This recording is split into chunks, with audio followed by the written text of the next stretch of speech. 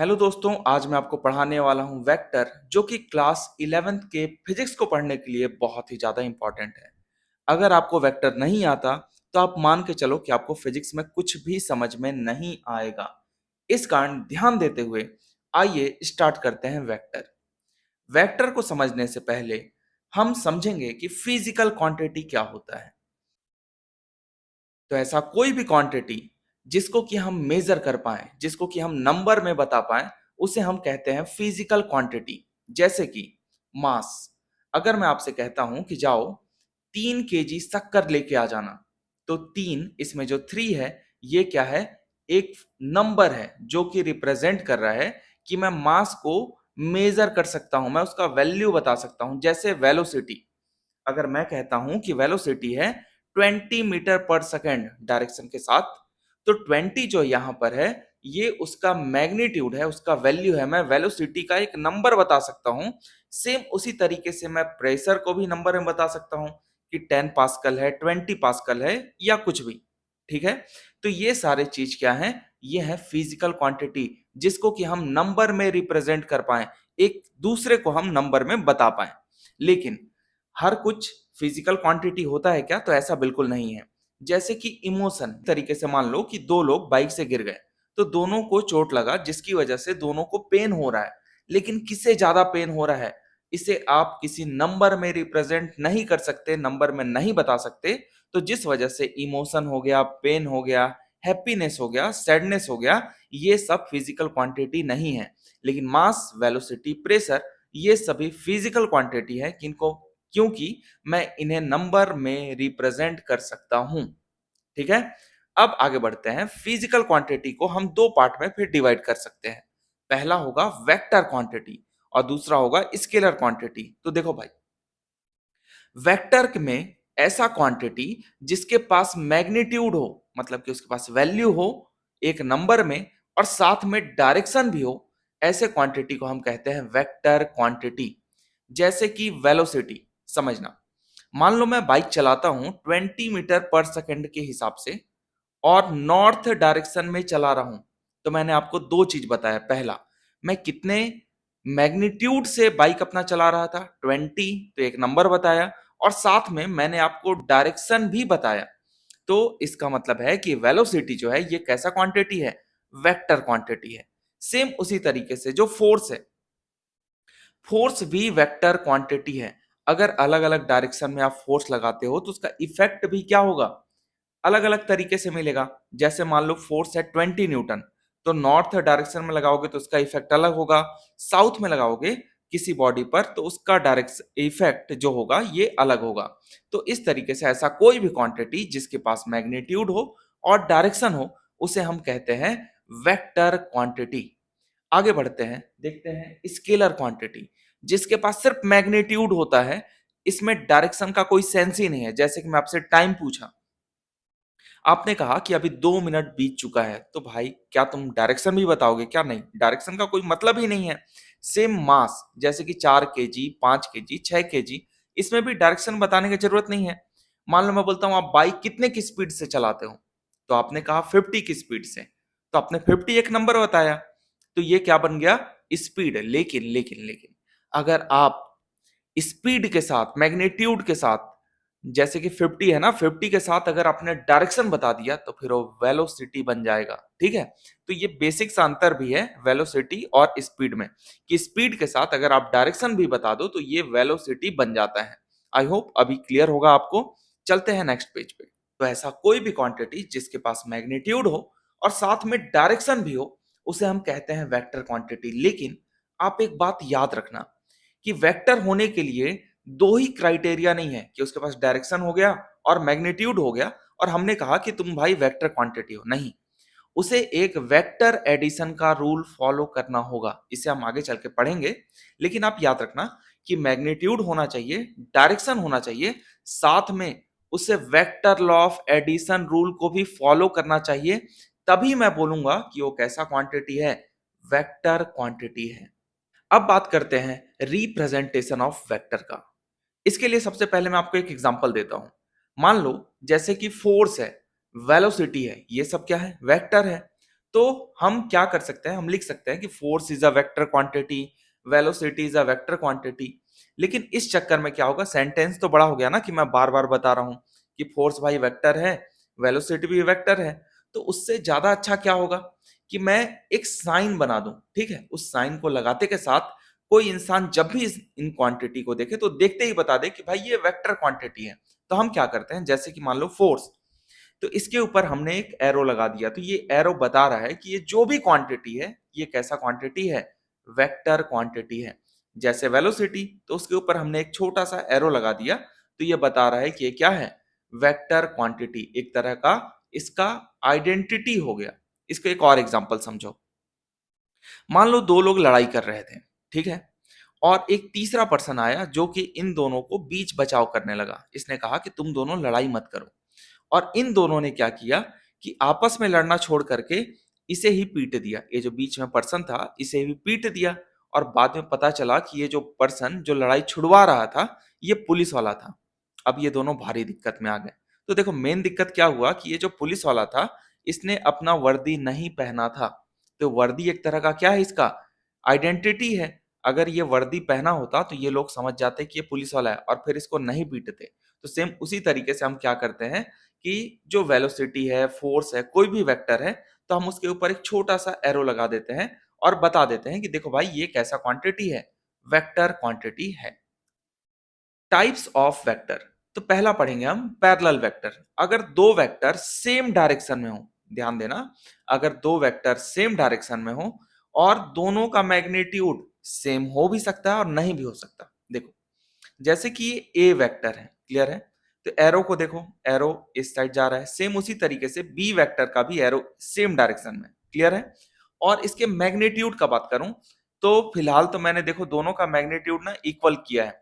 ये जो लेंथ दिख रहा है ना आपको, ये लेंथ बताता है मैग्नीट्यूड को, वैल्यू को। तो फिलहाल तो दोनों का लेंथ जो है इक्वल है, लेकिन अगर ये अलग भी होता तब भी मैं कहूंगा कि ये कैसा क्वांटिटी है, ये वेक्टर क्वांटिटी है। तो वेक्टर क्वांटिटी के लिए बस एक ही क्राइटेरिया है कि दोनों का वेक्टर का डायरेक्शन क्या होना चाहिए, सेम होना चाहिए। और अगर दो वेक्टर सेम डायरेक्शन में है तो दोनों के बीच में एंगल कितना होगा, 0 डिग्री। सेम उसी तरीके से एंटी पैरेलल वेक्टर, नाम से ही पता चल रहा है भाई, पैरेलल का अपोजिट। तो मान लो दो वेक्टर अपोजिट डायरेक्शन में है, तो इन दोनों के बीच में बनने वाला एंगल होगा 180 डिग्री। और अगर मैग्नीट्यूड का बात करूं तो मैग्नीट्यूड इक्वल हो भी सकता है और नहीं भी हो सकता है, दोनों केस में हम इसे कहेंगे एंटी पैरेलल वेक्टर। बस कंडीशन यह है कि दोनों अपोजिट होना चाहिए, क्लियर है ना। अब जैसे कि देखो यहां पर जो मैं एग्जांपल लिया हूं दोनों का मैग्नीट्यूड अलग है। लेंथ देखो, ए का कम है और बी का क्या है, ज्यादा। तो बी का मैग्नीट्यूड ज्यादा है और ए का मैग्नीट्यूड कम है, मैग्नीट्यूड मतलब वैल्यू। अगला है निगेटिव वेक्टर। अगला है निगेटिव वेक्टर। तो मान लो कि कोई एक वेक्टर है ए वेक्टर, अगर किसी ने तुमसे कहा कि इसका निगेटिव वेक्टर बना के दिखाओ, तो देखो भाई बहुत ही ज्यादा सिंपल है। क्या करो कि जिधर ए वेक्टर है उसके जस्ट अपोजिट डायरेक्शन में एक और वेक्टर बना दो, ठीक है। जैसे देखो ए ऊपर की तरफ था, तो एक हमने जस्ट इसका अपोजिट एक वेक्टर बनाया। हाँ लेकिन ध्यान रखना कि दोनों का मैग्नीट्यूड मतलब कि दोनों का लेंथ इक्वल होना चाहिए, और हमने अपोजिट बना दिया तो इसे मैं कहूंगा निगेटिव वेक्टर ऑफ ए। ठीक है, कि ये जो ए माइनस वेक्टर है ये ए वेक्टर का निगेटिव वेक्टर है। तो कंडीशन क्या है, मैग्नीट्यूड सेम होना चाहिए और एंगल कितना होगा, एंगल 180 डिग्री होगा, क्योंकि दोनों कैसे हैं, अपोजिट हैं। अगला बात करता हूं इक्वल वेक्टर का। तो देखो भाई नाम से ही पता चल रहा है इक्वल वेक्टर। तो पहला मैग्नीट्यूड इक्वल होना चाहिए, दोनों का वेक्टर का लेंथ इक्वल होना चाहिए। तो अगर लेंथ इक्वल हुआ तो दोनों का वैल्यू इक्वल हो गया। साथ में डायरेक्शन भी इक्वल होना चाहिए, कंपलसरी कंडीशन है ना कि मैग्नीट्यूड और डायरेक्शन दोनों इक्वल होना चाहिए। तो अगर डायरेक्शन इक्वल है, सॉरी डायरेक्शन सेम है, तो जो एंगल होगा आपका 0 डिग्री। क्लियर है। तो क्या हर इक्वल वेक्टर पैरेलल वेक्टर होता है? हाँ बिल्कुल होता है, क्योंकि पैरेलल वेक्टर के लिए एंगल कितना होना चाहिए, 0 डिग्री, और इक्वल वेक्टर में भी एंगल कितना होता है, 0। लेकिन इसका उल्टा बिल्कुल सही नहीं है। जैसे कि हर इक्वल वेक्टर पैरेलल वेक्टर होगा क्या, तो हाँ ये बिल्कुल सही है। लेकिन बोलूं कि हर पैरेलल वेक्टर इक्वल वेक्टर होगा तो ये गलत हो गया। क्यों? पैरेलल वेक्टर में मैग्नीट्यूड कम या ज्यादा हो सकता है दोनों वेक्टर का। तो every equal vector is parallel vector, but every parallel vector is not equal vector. याद रखना, बहुत ही ज्यादा इंपॉर्टेंट है। आगे हम देखते हैं वेक्टर एडिशन कि किस तरीके से वेक्टर को जोड़ा जाता है ग्राफिकल मेथड से, जिसमें पहला लॉ है ट्रायंगल लॉ। तो मान लो तुम्हें एक वेक्टर दिया जाता है ए वेक्टर और दूसरा वेक्टर है बी वेक्टर, और तुमसे कहा गया कि इन दोनों वेक्टर को ऐड करके बताओ, ग्राफ पर क्या करके बताओ, ऐड करके बताओ, और यहां पर रिजल्टेंट है। क्लियर है? तो देखो, सबसे पहले तुम्हें क्या करना है कि जो ए वेक्टर है, जो ये एरो है, एरो रिप्रेजेंट करता है हेड को, एरो को हम क्या बोलते हैं, हेड, और ये जो लास्ट पॉइंट है इसको बोलते हैं टेल। तो बी वेक्टर में भी ये क्या है, हेड है, एरो डायरेक्शन को रिप्रेजेंट करता है, और ये क्या है, टेल। तो सबसे पहले जोड़ना किसको था, देखो ए वेक्टर में किसको जोड़ना है, बी को।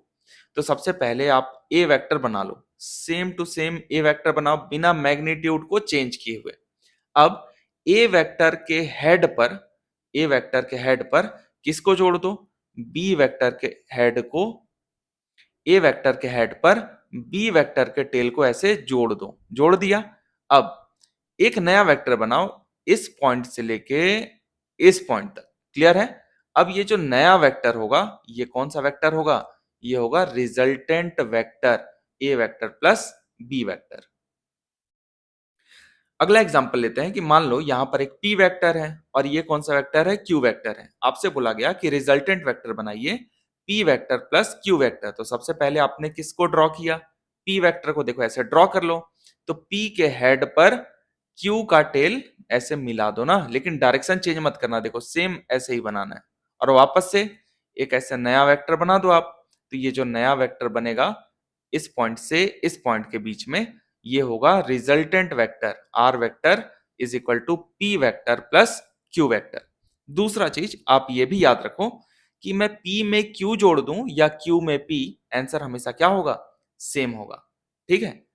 जैसे कि a में b जोड़ दूं या b वेक्टर में a वेक्टर, रिजल्टेंट उसका हमेशा सेम ही होता है। ठीक है?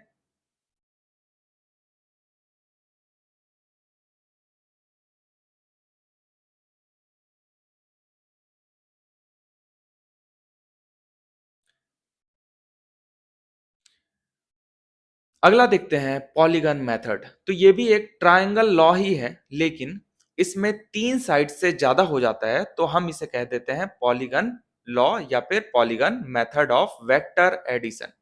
मान लो आपको 3 वेक्टर दिया हुआ है, A vector, B vector and C vector. आपको जोड़ना है, ऐड करना है।